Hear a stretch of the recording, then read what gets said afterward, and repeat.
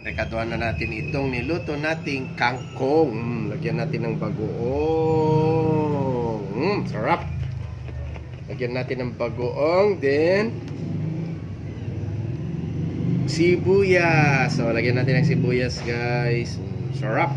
Sibuyas. Pagkatapos ng sibuyas, kamatis. Wow.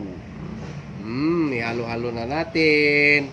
Oh, malinis ang aking kamay. Ulam natin to, guys. Sarap, mga kapatid. Sarap ng ating ulam. Oh, sarap. Oh, lagyan pa natin. Wow, sarap. With kamatis pa na maramihan natin para masarap.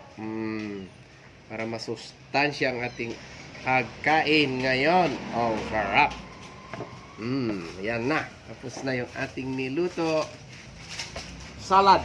Yan ang ating salad ngayon. Sarap. Di na kahit kain na tayo.